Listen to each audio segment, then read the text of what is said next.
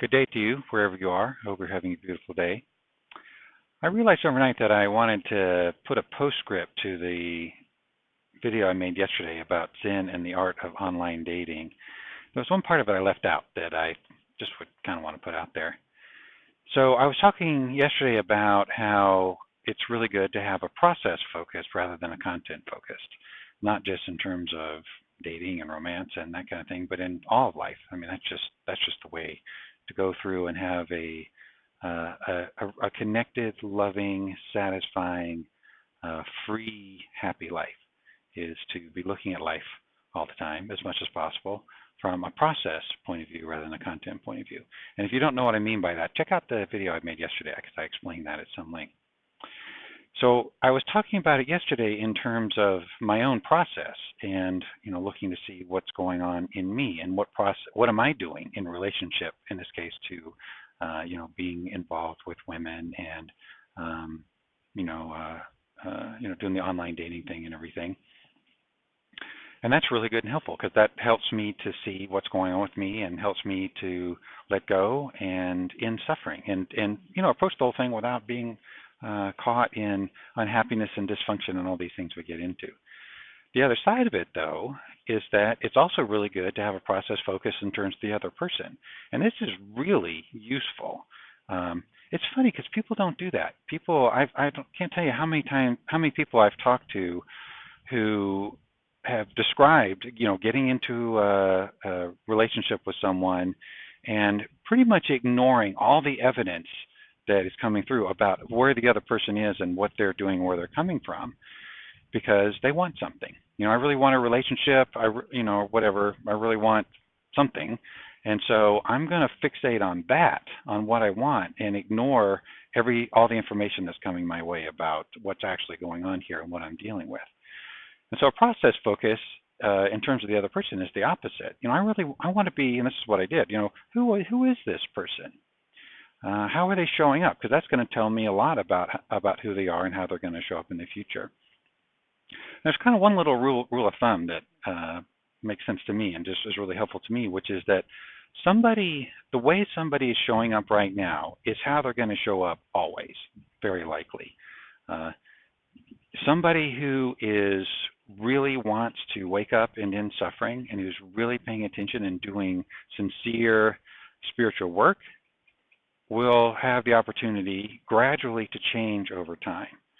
But somebody who is not interested in those things and is just going through life being themselves, trying to get their needs met, but without paying attention on a process level, that person is going to show up consistently through time in exactly the same way. So one time, the place I really got this was at the monastery, actually. My teacher used to say this thing, and I really didn't understand what she was saying at the beginning, but she would say, if somebody is late, the thing you can know is they're late. That's the thing you can know. Now, there's a rare, it occasionally happens, not rarely, I guess, but occasionally happens that something would go on that would cause somebody to be late. So we'd be doing like a workshop, for example. Maybe we'd be down in the city. Or on a smaller scale, there would be meditation at the monastery. And the meditation would start at a certain time. And occasionally it would happen that, unforeseen, unavoidable circumstances would happen that would cause a person to be late. That definitely happens. But mostly that wasn't what was going on. If somebody was late, it's because they are doing a process of being late. That's just what they do. They are late to things.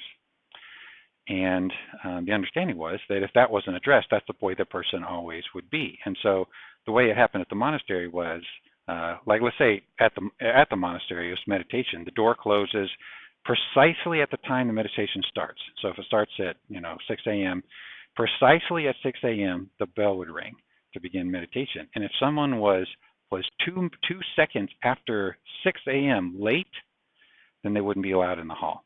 And they'd have to sit outside, often in the cold or with mosquitoes or whatever was going on out there. And so that forced a person to choose between are they going to do this process that they habitually do of being late, or are they going to change their behavior? And of course, at the monastery, everybody was there because they wanted to look into these things and let go of these conditioned processes. And so people would do that. It would also happen at like a workshop. We'd be down in the city, and like the workshop starts at 10 a.m. The doors would close and they would lock, and we'd hang a sign outside that said, basically, in much more polite language, "You're late. Go away. Don't and come back another time and try again." And it was useful because it really asked people to look into their process. And just as an aside, I've gone to a number of meditation groups since I've been outside the monastery, and it's really frustrating when people don't do that. When the teacher or whoever's leading the experience doesn't do that, because people are wandering in and they're doing all kinds of things, all kinds of conditioned processes, and they're not being addressed. So like when I do my work, I set it up that way, and like in the one-on-one work I do, I make it clear from the beginning that you have to be on time, and you can communicate if there's something happening in your life that is causing you to be late. Then shoot me a text and let me know, and that's fine. If you communicate ahead and tell me what's going on, I don't have a problem with that. But if you're late just because it's more convenient for you to be late, then that doesn't work, and we're not going to have a call. And if you would like to have a conversation with me, you're going to have to be on time. And it's not because I'm want to be a jerk or something like that. It's just because that's helpful. It's helpful for a person who wants to wake up and in suffering. It's helpful to have that kind of structure, because it asks them to look at what's going on and what they're doing unconsciously that they need to get past. Okay. So anyway, that was kind of where I got that at the monastery. And so it's been fascinating in the context of dating and meeting people and getting to know people, because people are dropping hints almost from the beginning. Well, not even almost. From the beginning, they're dropping hints about who they are. And if you're paying attention on the process level, you can figure out who a person is really quickly.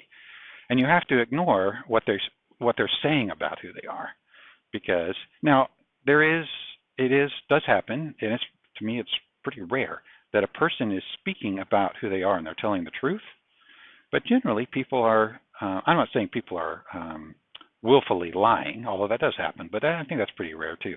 But people have an idea about who they are that's completely false. It's just this is an imaginary me who I believe that I am, and that's who I'm presenting to the world, and that's the person I want to believe in. And somebody who is in like a false self like that has to ignore all kinds of evidence about from their behavior about how they're actually showing up in life. So somebody might be saying all kinds of things about who they are, how loving they are, or whatever, how much integrity they have, or whatever, their past relationship history, and you have to listen. It's good to listen to that, but it's much more effective to pay attention to their behaviors and how they show up, because how a person shows up is how they are. And so, for example, this is one that happened to me over and over again. I would get together with somebody, and she would be very self-focused. She have a self-centered focus, and she would talk about herself, ad nauseum, without any interest in me and who I am. It's like, well, okay, I don't have any problem with that. That's fine, but I don't want to be in a relationship with somebody like that. And there were a couple times where I actually attempted to address that and just point out that was what's going on, and just see if the person wanted to change that behavior and bring some awareness to that. And it didn't really go very well, because generally people are not interested in waking up and ending suffering and seeing into their unconscious processes. Typically people, they just want to be who they think they are and get what they want and need being who they are, and not have to address anything that's going on underneath the surface. What would be another example? Maybe somebody is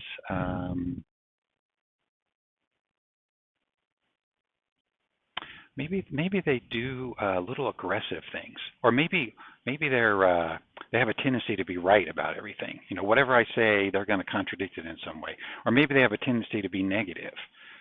They want to, they're going to put a negative spin on everything. Or maybe they have a tendency to be a victim to everything. These kind of things are really important to know, because, for me, and I would guess that's the case for anybody who's really looking and paying attention, I don't want to be in a relationship with somebody like that. I want to be in a relationship with somebody who is able to be at center. That is like the number one qualification for me. Somebody's able to be at center. And what I mean by that is they're in touch with themselves, they're able to regulate themselves emotionally, and they're able to disidentify. And what I mean by that is they're able to see the conditioning that arises and not get entangled in that, and to be in a place where they're aware of that and acting, at least to the best of their ability from their own. Now, I get it. That's a tall order. Most people are not operating from that place, but some are. And, for me, I'm kind of going off on another tangent here, but, for me, like, I don't have an expectation that somebody's going to perfectly be able to do that, because I can't perfectly do that. So that would be really unreasonable. But I do want somebody who wants to do that. And if I find somebody who wants to do that, and I mentioned yesterday I've gotten involved with somebody I really like, and that's the thing I really like about her. I like a lot of things about her, but that's the big thing I really like about her is she's a grown-up. She's present. She's able to take care of herself emotionally. She's able to recognize the stuff that's going on and work on being here and being in an authentic relationship with me, instead of just doing conditioned stuff to me and working out her and just acting out her conditioning on me. So anyway, I don't have any expectation of perfection in that area, but I want to have somebody who is willing to do that work. So anyway, I found that to be really helpful, and just to save just an enormous amount of trouble. I'm thinking about this one person I was talking to. She was in a marriage, I think it was like 10 or 12 years or something, and it didn't work, and it ended in a really ugly, unhappy way. And what she said to me was, I knew from the beginning that's where it was going to go. He started doing things from the time that I met him that showed me that is what was going to happen, and I completely ignored it because I wanted to be married. And I was willing to project things onto him that weren't there, and make up qualities that he had, and make excuses for him that were unreasonable. And so she spent 10 or 12 years of her life disentangling herself from that assumption that she made at the beginning, and the kind of the willful blindness that she brought into that situation. So, and if that's what a person needs to do, that's what she needed to do in order to wake up to that. That's fine. But let's not create unnecessary obstacles and challenges and this kind of thing for ourselves. All right? Let's if we don't have to do that, let's not. And again, a process focus where I'm really looking to see what's going on here. What's really happening? Who is this person? Who am I in relationship to this person? Does this really work? It just saves an enormous amount of time and energy and trouble. Okay, so that's my postscript. I hope you have a good day wherever you are and whatever you're doing. Take care, be well, and thank you again for your practice.